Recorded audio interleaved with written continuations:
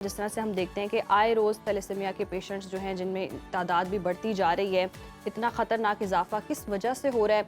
और जैसे कि हमने बताया भी कि कज़न मैरिजेज़ होती हैं और ये जिस तरह से बच्चे अगर किसी में कैरियर पाया जाता है तो कितने चांसेस हैं कि मज़ीद स्वेयर कंडीशन हो सकती है। जी, बहुत शुक्रिया। यकीनन हमारे मुआशरे पे एक बहुत बड़ा बोझ है थैलेसीमिया के बच्चे। यहाँ दो चीज़ें हम क्लियर करना चाहते हैं, जिस तरह आप फरमा रहे हैं, और हमारे यहाँ एक मिथ भी है। ये मौरूसी ज़रूर है, माँ बाप के दोनों कैरियर होने की वजह से थैलेसीमिया मेजर का बच्चा प्रोड्यूस होता है। लेकिन यहाँ पे अब हमें क्लियर कर देना चाहिए और मुआशरे में एक बात ये बता देनी चाहिए कि ये कज़न मैरिजेज़ की वजह से नहीं है। अच्छा। हमें ये बात एक समझाई गई है कि ये सिर्फ कज़न मैरिजेज़ की वजह से है, बल्कि ऐसा नहीं है। हमारे पास दर्जनों केसेस ऐसे हैं जो कहते हैं कि जी हमारी तो नस्लें एक दूसरे को नहीं जानती थीं, हम कहीं शिफ्ट हुए, वो भी लोग वहाँ थे, आपस में अंडरस्टैंडिंग हुई और शादी हो गई। लेकिन क्योंकि वो दोनों कैरियर थे तो बच्चा डिलीवर जो हुआ वो थैलेसीमिया मेजर का हुआ। अच्छा, हमारे यहाँ अब जो डिस्कशंस अक्सर होती हैं कि जी थैलेसीमिया का बच्चा हो गया तो डॉक्टर्स भी पहले दिन बता देते हैं कि जी आपका बच्चा थैलेसीमिया का है, लिहाजा इसकी लाइफ एक्सपेक्टेंसी जो है वो बहुत लिमिटेड सी है, आपको ये मसाइल का जो है ना वो सामना करना पड़ेगा, जिसकी वजह से मतलब इब्तदा में पहले ही दिन यानी कि 1.5 महीने बाद अगर बच्चा उसको डायग्नोज हो गया या 2 महीने के बाद, तो माँ बाप अपनी फैमिली से, अपने ख़ानदान से, रिश्तेदारों से, बहन भाइयों से बिल्कुल कट जाते हैं। क्योंकि हमारे मुआशरे में आज तक इस चीज़ को क्लियर नहीं किया गया कि थैलेसीमिया एक विरासती बीमारी ज़रूर है दोनों माँ बाप की तरफ से, लेकिन ये ऐसी बीमारी नहीं है कि अछूत है कि वो दूसरे को लग जाएगी। अब एक बच्चा अगर एक माँ बाप मतलब अभी शादी हुई है, बच्चे की उम्र 25 साल है, बच्चे की उम्र 20 साल है, और पहला बच्चा ही उनका डिलीवर हुआ तो वो थैलेसीमिया मेजर है, तो माँ की तो सारी ज़िंदगी ख़त्म हो गई ना। वो तो उस बच्चे को कैरियर, वो उसको उठा के हर जगह फिरती रहेगी। बाप ठीक है वो कमाएगा जहाँ भी जाएगा, लेकिन उसके जहन में हर वक्त उसका बच्चा फंसा रहेगा। तो अब हमें जो मुआशरे में डिस्कशंस करनी चाहिए, एक तो हमारा कानून मौजूद है, हमें लास्ट टाइम भी डिस्कस की, लेकिन कानून पे अमल नहीं है कि अगर सिर्फ एक सिंपल सा टेस्ट, जिस तरह आपने फरमाया है कि एक सिंपल सा टेस्ट इलेक्ट्रोफोरेसिस का करवा लिया जाए और अगर वो दोनों कैरियर है तो उनको मना कर दिया जाए। और मैं कहता हूँ कि अब इससे स्टेप अहेड होना चाहिए, उसकी सजा रखी जाए जी, कि जो ऐसा करते हैं उनको सजा दी जाए, ताकि हमारे मुआशरे में ये इतना बड़ा बोझ, अब देखना 1.5 लाख बच्चा इस वक्त है, 7,000 बच्चा हर साल मौत की वादी में चला जाता है। अब वो 7,000 बच्चा नहीं है, 7,000 ख़ानदान है। आप गांव में जाएं, आप कहीं जाएं, आप एक बच्चा जब वो फौत होता है तो एक पूरे ख़ानदान के लिए एक अजियत का सबब होता है और मुआशरे पे बहुत बड़ा बोझ है। आप उसके लिए मुआशरा क्या करता है, बच्चा पहले दिन डिलीवर हुआ, डायग्नोज हुआ, अब हर महीने या 20 दिन बाद, 15 दिन बाद उसको एक ब्लड के बैग चाहिए, कौन देगा।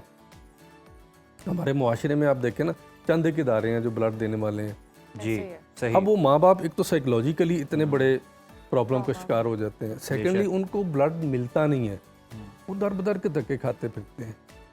हमें मुआशरे में अब ये आगे स्टेप अहेड करना चाहिए कि इसकी इब्तदाई वो इलामात क्या हैं या क्या होना चाहिए। स्टेप अहेड ये करना चाहिए कि हमें अपने इदारों को स्ट्रॉन्ग करना चाहिए।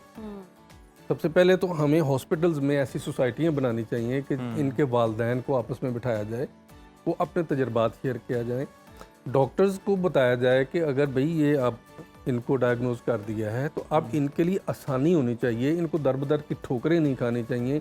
इनके अगर बच्चे कुछ अरसे बाद उनको क्लेशन की ज़रूरत है, दूसरी चीज़ों की ज़रूरत है, तो उनके लिए वो आसान हो। आप हमारे पास कभी सार फाउंडेशन पे आएँ, इतने इतने पेट लेके बच्चे आते हैं, आयरन 12-12 हज़ार होता है, और उनके हालत मतलब जब अब पहले की तस्वीरें देखें तो वो बच्चा गोरा चिट्टा होता है, फैमिली वाइज जो उनका कलर होता है, लेकिन उसके आयरन जो है ना ओवरलोड की वजह से उनका रंग इतना काला स्याह हो जाता है, हड्डियाँ भुरभुरी हो जाती हैं, सर की ये मैक्सिलरी बोन कहीं जा रही होती हैं, हेड किसी की लॉन्ग बोन्स हो जाती हैं, किसी को बिल्कुल बोन्स बैठ जाती हैं, किसी की डी शेप हो जाती हैं। तो इन चीज़ों से बचाने के लिए हमें मुआशरे में भी अहम किरदार अदा करना चाहिए। और हमारे यहाँ एक चीज़ शुरू दिन से दिखाई जाती है कि ओहो हो ये बच्चा, ओहो जी थैलेसीमिया का, वो तो अब ये तो इसके लिए मौत लाजमी हो गई जी। हमारे पास सहार वेलफेयर फाउंडेशन में हम लोग क्या करते हैं कि हम अपनी सक्सेस स्टोरीज मुआशरे में शेयर करते हैं, ताकि जिन माँ बाप के बच्चे अभी न्यू डिलीवर हुए हैं और उनके डायग्नोज हुए हैं, उनको ये एहसास हो, उनके अंदर एक हमदर्दी मोहब्बत का पता चले कि नहीं, इसका इलाज भी मौजूद है और बहुत सारे बच्चे नॉर्मल लाइफ गुजार रहे हैं। क्या डॉक्टर साहब शरह इलाज की मतलब जो कामयाब है, सक्सेस रेशो क्या है इसमें? सर, हमारे पास जितने भी बच्चे आ रहे हैं, मैं आपकी टीम को दावत देता हूँ, आप हमारे कैंप में आएँ। अभी 3 मई को हमारा कैंप था। हमारे पास जितने बच्चे अर्ली स्टेजेस से आ रहे हैं, सही, वो अल्हम्दुलिल्लाह सुम्मा अल्हम्दुलिल्लाह 95% नॉर्मल है। अच्छा, ना तो उनकी बोन्स रीशेप होती हैं। तो आपका क्या तरीका इलाज? हम होम्योपैथी तरीका इलाज से करते हैं, जो कि एक नेचुरल सब्सटेंसेज हैं। अब देखें, अगर सपोज मैं आपको एक माशरे की बात बताता हूँ, या अगर हम अपने सिस्टम की बात करते हैं, तो होम्योपैथी से अगर एक बच्चा ठीक होता है जी, तो क्या वो कसूर होम्योपैथी का है कि उसको प्रमोट नहीं किया जाता? नहीं किया। और अगर एलोपैथी इस वक्त ट्रेडिशनल मेडिसिन के तौर पर काम कर रही है, जबकि WHO भी मानता है कि होम्योपैथी इस वक्त second largest treatment of the world है, तो अगर होम्योपैथी उसको सेफ कर सकती है, हमने इस वक्त तक हज़ारों बैग, मेरा ख्याल है कि अगर आप कहें तो 40 से 50,000 बैग इन 12-14 सालों में बचा चुके हैं कौम के। इसी तरह हमारे पास हीमोफीलिया के बच्चे हैं, फैक्टर 8 का इंजेक्शन 20,000 का है। जिस बच्चे को हफ्ते बाद लगता है, अब 3-3 महीने बाद लगता है, 6-6 महीने बाद लगता है। कई बच्चे ऐसे जिनको लगता भी नहीं है। करोड़ों रुपए सालाना हम बचा रहे हैं। तो क्या सिर्फ इसलिए इस चीज़ को कि भी होम्योपैथी से ठीक हो रहा है, इसको आगे नहीं आने देना? अच्छा डॉक्टर साहब, यानी कि ये होम्योपैथिक इलाज है, और ये कितने फिर ड्यूरेशन इसकी कितनी प्रोसीजर देखिए, थैलेसीमिया में कोई ड्यूरेशन नहीं है। ठीक है। थैलेसीमिया के बच्चे हमारे पास चल रहे हैं। जो बच्चे इब्तदाई तौर पर 2010 से हमने सिलसिला शुरू किया था, वो आज भी आ रहे हैं बहुत सारे बच्चे। आप उनको देख के ये तसव्वुर नहीं कर सकते कि ये बच्चा थैलेसीमिया का है।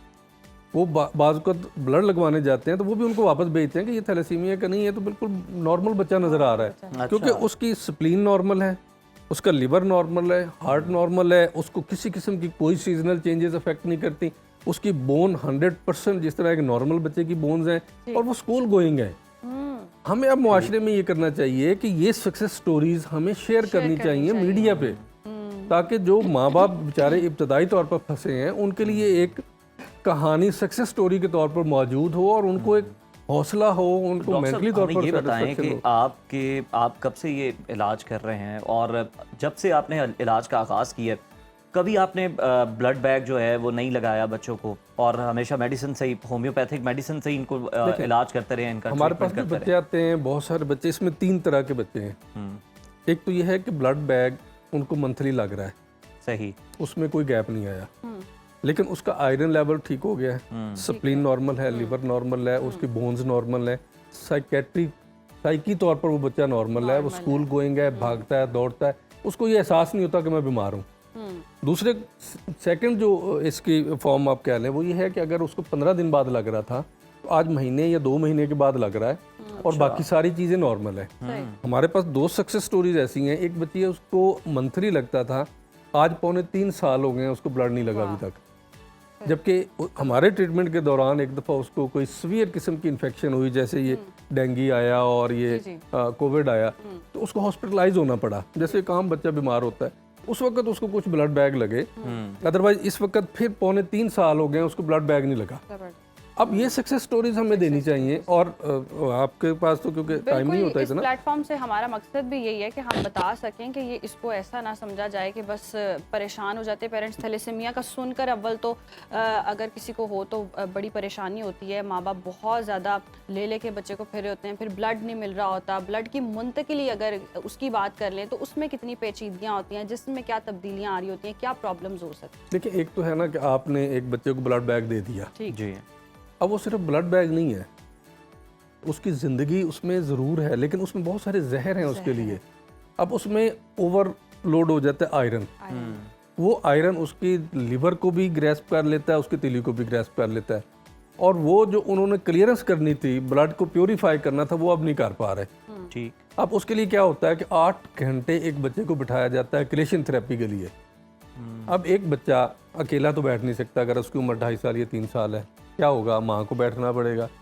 अब अगर एक हफ्ते में 2 दिन माँ 8 घंटे के लिए हॉस्पिटल बैठेगी, तो उनका सोशल स्टेटस क्या रहेगा, उनके साइकोलॉजिकल इश्यूज क्या होंगे, उनके इकोनॉमिकली इश्यूज क्या होंगे।